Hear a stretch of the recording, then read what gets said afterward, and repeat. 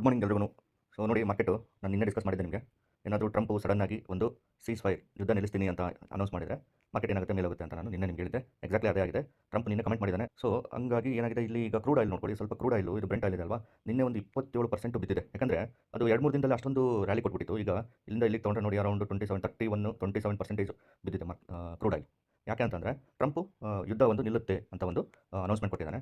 ಇದರಿಂದ ಎಲ್ಲ ಮಾರ್ಕೆಟು ಮತ್ತೆ ಪಾಸಿಟಿವ್ ಆಗಿ ಬಿಹೇವ್ ಆಗಿದೆ. ನಿನ್ನೆ ನ್ಯಾಸ್ಡ್ಯಾಕ್ ಅಂತ ಅಂದರೆ US ಒಂದು ಸ್ಟಾಕ್ ಮಾರ್ಕೆಟ್ ಏನಿರುತ್ತಲ್ಲ, ನ್ಯಾಸ್ಡ್ಯಾಕ್ S&P 500 ಅದೆಲ್ಲದೂ ಕೂಡ ರಿಕವರ್ ಆಗಿದೆ ಫುಲ್ಲು. ಸೊ ಹಂಗಾಗಿ ನಿನ್ನೆ ರಿಕವರಿ ಆಗಿರೋದ್ರಿಂದ ಯಾವಾಗಲೂ ಮಾರ್ಕೆಟಿಂಗ್ ನಾನು ನಿನ್ನೆ ಕೂಡ ಹೇಳಿದ್ದೆ, ಕ್ರೂಡ್ ಆಯಿಲ್ ಮೇಲ್ಗಡೆ ಹೋದರೆ ನಮ್ಮ ಮಾರ್ಕೆಟು ಕೆಳಗಡೆ ಹೋಗುತ್ತೆ. ಇದು ಇನ್ವರ್ಸ್ಲಿ ಪ್ರಪೋರ್ಷನಲ್ ಅಂತ ಹೇಳ್ಬೋದು. ಓಕೆ ನೋಡಿ, ಈಗ ಕ್ರೂಡ್ ಆಯಿಲ್ ನಿನ್ನೆ ಯಾರಾದರೂ ಇಷ್ಟೊಂದು ವಾರ ಆಗ್ತಾ ಇದೆ ನಿಲ್ಲಲ್ಲ, ಯುದ್ಧ ಆಗ್ತಾ ಇದೆ ನಿಲ್ಲಲ್ಲ ಅಂತ ಹೇಳಿ ಒಂದು ಸಿ ಬೈ ಮಾಡಿದ್ರು ಅಂತ ಅನ್ಕೊಳ್ಳಿ. ಅವ್ರ ಕತೆ ಏನು, ಸಿ ಬೈ ಫುಲ್ ವ್ಯಾಲ್ಯೂ ಅವರು ಲೂಸ್ ಮಾಡ್ತಾರಲ್ಲ, ಪ್ರೀಮಿಯಂ ಎಷ್ಟು ಕೊಟ್ಟಿರ್ತಾರೆ ಅಷ್ಟನ್ನು ಕೂಡ ಏನು ನಿಮಗೆ ಕಳ್ಕೊಂಡ್ಬಿಡ್ತಾರೆ. ಅದು ನಿನ್ನೆ ಸಿಕ್ಕಾಪಟ್ಟೆ ಪ್ರೀಮಿಯಂ ಜಾಸ್ತಿ ಇತ್ತು.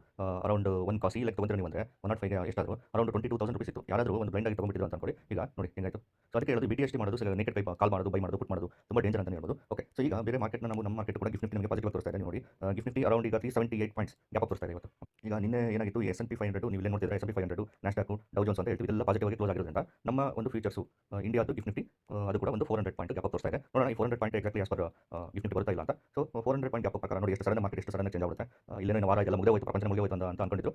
ಬಟ್ ಮಾರ್ಕೆಟ್ ರಿಕವರ್ ಆಗ್ತಾ ಇದೆ. ಈಗ ಆಸ್ ಪರ್ ಗಿಫ್ಟ್ ನಿಫ್ಟಿ ನಮಗೆ ನೋಡಿ 24,400 ತೋರಿಸ್ತಾ ಇದೆ. ಸೊ ನಮ್ಮ ಪ್ಲಾನ್ ಯಾವ ಥರ, ನನ್ನ ಪ್ಲಾನ್ ಯಾವ ಥರ ಆಗುತ್ತೆ ಆಸ್ ಪರ್ ಇದು ಅಂತ 24,400 ಅಂದರೆ ಸಮಯ ಅರೌಂಡ್ ಇಲ್ಲೆಲ್ಲ ಬರುತ್ತಲ್ಲ ನೋಡಿ, ಇಲ್ಲೆಲ್ಲ ಬರುತ್ತೆ. ಓಕೆ, ಸೊ ಇಲ್ಲಿ ಬಂದು ಮಾರ್ಕೆಟ್ ಇಷ್ಟು ಗ್ಯಾಪ್ ಆಗಿ ಈ ಲೆವೆಲ್ನ ಟೆಸ್ಟ್ ಮಾಡ್ತು ಅಂತ ಅನ್ಕೊಳ್ಳಿ. ನೆಕ್ಸ್ಟ್ ನಾವು ಬೇರೆ ಲೆವೆಲ್ಗೆ ನೆಕ್ಸ್ಟ್ ಲೆವೆಲ್ಗೆ ಪ್ಲಾನ್ ಮಾಡ್ಬೋದು. ಇದು ನಮ್ಮ ಪ್ಲಾನ್ ಆಗಿರುತ್ತೆ. ಇಲ್ಲ ಮಾರ್ಕೆಟ್ ಸ್ವಲ್ಪ ಫೀಚರ್ಸ್ ಅಷ್ಟೊಂದು ಆಗಲಿಲ್ಲ ಅಂತಂದ್ರೂ ಕೂಡ ನೀವು ಯಾವ ಲೆವೆಲ್ಗೆ ರಿಯಾಕ್ಟ್ ಆಗುತ್ತೆ ಮಾರ್ಕೆಟ್ ನೋಡಿಕೊಂಡು ಬಿಹೇವ್ ಮಾಡಬೇಕು. ಸೊ ಒಂದು ಥಿಂಗ್ ಗ್ಯಾಪ್ ಅಪ್ ಆಗಿರೋದ್ರಿಂದ ಮತ್ತೆ ಸಿ ಬೈ ಮಾಡೋದು ಅದನ್ನು ಅವಾಯ್ಡ್ ಮಾಡಿ, ಕಂಪ್ಲೀಟ್ಲಿ ಅವಾಯ್ಡ್ ಮಾಡಿ. ನೋಡಿ ನಿನ್ನೆ ನಾನು ನಿಮಗೆ ತೋರಿಸ್ತೇನೆ, ಇಷ್ಟೊಂದು ಗ್ಯಾಪ್ ಡೌನ್ ಆಗಿತ್ತು. ಗ್ಯಾಪ್ ಡೌನ್ ಆದಮೇಲೆ ನನ್ನ ಒಂದು ಲೇಬಲ್ಸ್ ಇಲ್ಲೇನು ಇಂಡಿಕೇಶನ್ ಕೊಟ್ಟಿದ್ದೀನಿ ನೋಡ್ಬೋದು. Daily support broken, wait for the retest ಅಂತ ಇದೆ. ಇಲ್ಲಿ ನಿಮಗೆ ಸರಿ ಕಾಣಿಸ್ತಾ ಇಲ್ಲ ಅಂದರೆ ನೋಡಿ, daily support broken, wait for the retest and over check ಅಂತ ಹೇಳ್ತಾರೆ. ಓಪನ್ ಟೆಸ್ಟ್ ನೀವು ಇಲ್ಲಿ ಈ ಕಂಡದಲ್ಲಿ ಗ್ಯಾಪ್ ಡೌನ್ ಆದಾಗ ಇನ್ನೂ ಕೆಳಗಡೆ ಹೋಗುತ್ತೆ ಅಂತ ಕೆಲವೊಂದು ಮೈಂಡ್ ಹೇಳ್ತಾ ಇರುತ್ತೆ ನನಗೆ. ಬಟ್ ಇಲ್ಲಿ ಈ ಒಂದು ಇಂಡಿಕೇಟರ್ಸ್, ಈ ಒಂದು ನನ್ನ ಒಂದು ಇಂಡಿಕೇಟರ್ನಿಂದ ಇನ್ಬಿಲ್ಟ್ ಲೇಬಲ್ ಕೂಡ ಏನು ಮಾಡುತ್ತೆ ಅಂತ ನಿಮಗೆ ಫೋನ್ ಕಂಟ್ರೋಲ್ ಮಾಡ್ತಾ ಇದೆ. ಹಾಗೆ ರಾಂಗ್ ಕಾಲ್ ತಗೊಳ್ಳೋದನ್ನು ಸ್ವಲ್ಪ ಕಂಟ್ರೋಲ್ ಮಾಡ್ತಾ ಇದೆ ಅಂತ ಹೇಳ್ಬೋದು. ಸೊ ನೋಡಿ, ಈ ಒಂದು ಲೇಬಲ್ ನೀವು ಫಾಲೋ ಆಗಿದ್ರೆ ಜಸ್ಟ್ ಗೈಡೆನ್ಸ್ ಅಷ್ಟೇ ನಿಮಗೆ. ಜಸ್ಟ್ ಮಾರ್ಕೆಟ್ ಯಾವ ಥರ ನಿನ್ನೆ ಕೂಡ ಒಂದು ಅಪ್ಸೈಡ್ ಮೂವ್ ಆಯ್ತಲ್ಲ. ಸೊ ಇಲ್ಲಿ ತಗೊಳ್ಳೋದು ನಿಮಗೆ ಒಂದು ಅನ್ನೆಸೆಸರಿ ಟ್ರೇಡ್ ಫಿಲ್ಟರ್ ಆಗಿದೆ. ಸೊ ಈ ಥರ ನೀವು ಯೂಸ್ ಮಾಡ್ಕೊಂಡ್ರೆ ಈ ಇಂಡಿಕೇಟರ್ ಚೆನ್ನಾಗಿದೆ, ಮಲ್ಟಿ ಟೈಮ್ ಫ್ರೇಮ್ ಅನಾಲಿಸಿಸ್ ನೋಡ್ಕೊಳ್ಳಿ. ಸೊ ಇನ್ನೊಂದು ಏನಂತಂದರೆ ರಿಟ್ರೇಸ್ಮೆಂಟ್ ನೋಡೋಣ.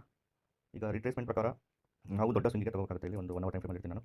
ಈಗ ಈ ಟೈಮ್ ಫ್ರೇಮ್ ಪ್ರಕಾರ ಈ ಒಂದು ಸ್ವಿಂಗಿಗೆ ಕನ್ಸಿಡರ್ ಆಗಿದೆ. ಈಗ ಈ ಒಂದು ಸ್ವಿಂಗಿಗೆ ಸೊ 24,400 ನೋಡಿ, ಇಲ್ಲಿ ಗ್ಯಾಪ್ ಫಿಲ್ ಆಗಿದೆ, ಆಲ್ಮೋಸ್ಟ್ ಗ್ಯಾಪ್ ಫಿಲ್ ಆಗಿದೆ. ಓಕೆ, ಈಗ ನಿನ್ನೆ ಏನು ಗ್ಯಾಪ್ ಆಗಿತ್ತು ಅದು ಫಿಲ್ ಆಗುತ್ತೆ. ಈಗ ನಿನ್ನೆ ಗ್ಯಾಪ್ ಡೌನ್ ಏನಾಗಿತ್ತು ಅದು ಫಿಲ್ ಆಗಿಬಿಟ್ಟು ಮೋಸ್ಟ್ಲಿ ಮಾರ್ಕೆಟ್ ನನಗೆ ಮಟ್ಟಿಗೆ ಇಲ್ಲಿಂದ ಸ್ವಲ್ಪ ರಿಯಾಕ್ಷನ್ ಕೆಳಗಡೆ ಬರ್ಬೋದು ಇವತ್ತು. ಯಾಕಂದರೆ ಸಡನ್ನಾಗಿ ಗ್ಯಾಪ್ ಆಗಿರುತ್ತಲ್ಲ, ಅಷ್ಟೊಂದು ಇದಾದಮೇಲೆ ಪ್ರಾಫಿಟ್ ಬುಕಿಂಗ್ ಬರುತ್ತೆ ಮಾರ್ಕೆಟಲ್ಲಿ. ಸ್ವಲ್ಪ ಮತ್ತೆ ಮಾರ್ಕೆಟ್ ಒಂದು ಯಾವುದಾದ್ರು ಒಂದು ಲೆವೆಲ್ಗೆ ಬರ್ಬೋದು. ಒಂದು ಆ ಲೆವೆಲಿಂದ ರಿಯಾಕ್ಟ್ ಆದರೆ ನೀವು ಅಪ್ಸೈಡ್ ಪ್ಲಾನ್ ಮಾಡ್ಬೋದು. ಇಲ್ಲ ಅಂತಂದರೆ ಈ ಲೆವೆಲ್ಗೆ ಬಂದು ಮಾರ್ಕೆಟ್ ಮತ್ತೆ ರಿವರ್ಸಲ್ ತಗೋಬೋದು. ನೋಡಿ ಈಗ ಆಲ್ಮೋಸ್ಟ್ ನಾವು ನೋಡೋ ಪ್ರಕಾರ ನೀವು ನೋಡಿದರೆ ಮಾರ್ಕೆಟ್ ತುಂಬ ಡೇಂಜರ್ ಇದೆ. ಇವಾಗ ಎಷ್ಟು ಡೇಂಜರ್ ಇದೆ, ಅಷ್ಟು ಡೇಂಜರ್ ಇದೆ. ಸೊ ಇಲ್ಲಿ ಈ ಥರ ತಗೊಂಡ್ರೆ ವೇವ್ನ ನಾವು ಈಗ ಇಲ್ಲಿ ತಗೊಂಡು ಮತ್ತೆ ಮಾರ್ಕೆಟ್ ಇನ್ನು ಕೆಳಗಡೆ ಬರೋ ಚಾನ್ಸ್ ಇರುತ್ತೆ. ಸೊ ಇಲ್ಲಿ ಏನಾದರೂ ಸ್ಟ್ರಾಂಗ್ ಆಗಿ ರಿಯಾಕ್ಟ್ ಆಯಿತು, ಮಾರ್ಕೆಟ್ ರಿಜೆಕ್ಷನ್ ಬಂತು ಅಂತ ಅನ್ಕೊಳ್ಳಿ, ಇಲ್ಲಿಂದ ನೀವು ಮತ್ತೆ ಒಂದು ಪೋರ್ಟ್ಫೋಲಿಯೋ ಹೆಜ್ಜಿಂಗ್ ಥರ ಒಂದು ಇದು ಮಾಡಿದ್ರೆ ಬೆಟರ್ ಅಂತ ಅನ್ಕೊತೀನಿ. ಅಲ್ಲೇ ನೀವು ಮಾರ್ಕೆಟ್ ಕ್ಲಿಯರ್ ಆಗಿ ಇದಾಗವರೆಗೂ ಒಂದು ಸ್ವಲ್ಪ ಹೆಜ್ಜಿಂಗ್ ಮಾಡ್ಕೊಂಡ್ರೆ ಬೆಟರ್.